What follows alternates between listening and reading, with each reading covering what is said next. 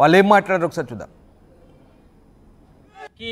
న్యాయం చేయాలని ఆలోచనతోని ఉస్మానియా యూనివర్సిటీ జేఏసీ తరపున అల్లు అర్జున్ గారి ఇంటి కార్యక్రమాన్ని ముట్టడి కార్యక్రమాన్ని తీసుకున్న సందర్భంగా ఈ రోజు ఆ కుటుంబానికి న్యాయం జరిగింది.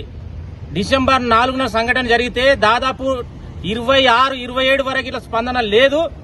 మేము పోరాటం చేసిన ఫలితంగానే 2 కోట్లు వచ్చినాయని ఒక అక్కుసతోని. ఎందుకంటే రెండు రాష్ట్ర ప్రభుత్వాలు చేసిన ఇట్లా ప్రయోజనం లేదు. ఉస్మానియా విద్యార్థులు పోరాటం చేసిండ్రు, నా ఇజ్జత్ తీసిండ్రు, దేశంలో నేను పేద స్టార్ ని అని గొప్ప విర్రవీగలి ఏదైతే గొప్పగా చెప్పుకున్న అల్లు అర్జున్ కి మంట మండినట్లున్నది.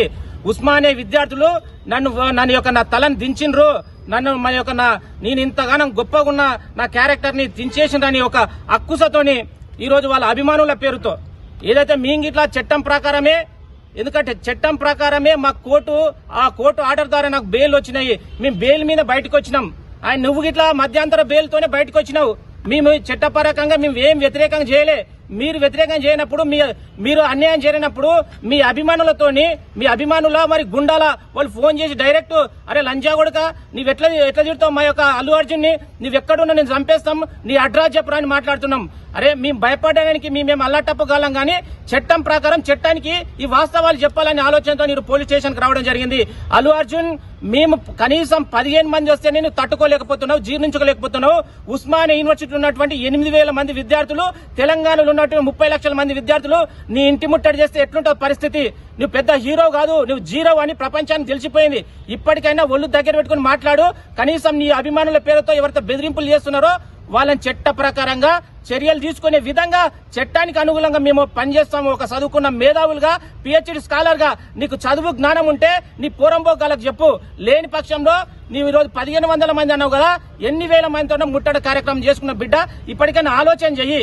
నీలాంటి చిల్లర కొడుకులు ఎంత మంది తిట్టించినా మాకేం కాదు, మా ఇంటికి ఇట్లా ఏం కాదు. బట్ చట్టాన్ని గౌరవించాలి. చట్టం పరిధిలో అందరం సమానమే.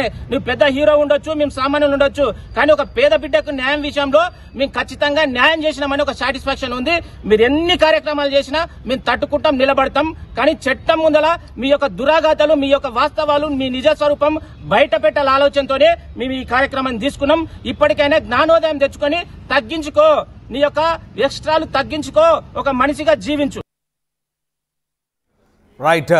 అల్లు అర్జున్ తన ఫ్యాన్స్ ని కంట్రోల్లో పెట్టాలంటూ ఓయూ జాక్ నేతలు మళ్ళీ హెచ్చరిస్తున్నారు. అల్లు అర్జున్ ఎక్స్ట్రాలు తగ్గించుకొని అల్లు అర్జున్ ఫ్యాన్స్ ని అదుపులో పెట్టి ఇలాంటి బెదిరింపు కాల్స్ రాకుండా చూసుకోవాల్సిన బాధ్యత అతనిదేనంటున్నారు ఓయూ జాక్ నేతలు.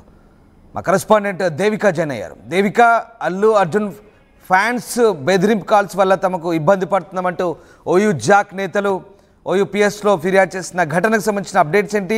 అల్లు ఆర్మీ, అల్లు అర్జున్ ఫ్యాన్స్ ఎలాంటి బెదిరింపు కాల్ చేస్తున్నారు అసలు? సంధ్య థియేటర్ ఘటన ఏదైతుందో దానికి సంబంధించి రేవతి కుటుంబానికి న్యాయం జరగట్లేదు. ఎందుకంటే ఆ ఘటన చోటు చేసుకొని దాదాపుగా అంటే 4వ తారీఖు ఈ ఘటన చోటు చేసుకుంటే దాదాపుగా కొన్ని రోజుల పాటు కూడా వాళ్ళకి న్యాయం జరగలేదు అంటూ కూడా చాలా మంది ధర్నా చేసిన విజువల్స్ లో మనం చూసామైతే ప్రస్తుతానికి ఓయూ జేఏసీ ఎవరైతే ఉన్నారో వాళ్ళు అంటే సంధ్య థియేటర్ కి సంబంధించి రేవతి కుటుంబానికి న్యాయం జరగట్లేదు అంటూ కూడా పెద్ద ఎత్తున ఒక దాదాపుగా 10-15 మంది ఒక్కసారిగా అల్లు అర్జున్ ఇంటి మీద దాడి చేసిన ఘటనని కూడా మనం చూడడం జరిగింది. మన ఆర్టీవీ ఎక్స్క్లూజివ్ లో కూడా వేయడం జరిగింది. దానికి సంబంధించి సీఎం రేవంత్ రెడ్డి కూడా ప్రస్తావించినప్పటికీ కూడా అల్లు అర్జున్ ఇంటిపై దాడి చేసిన ఓయూ జేఏసీ ఎవరైతే ఉన్నారో వాళ్ళందరికీ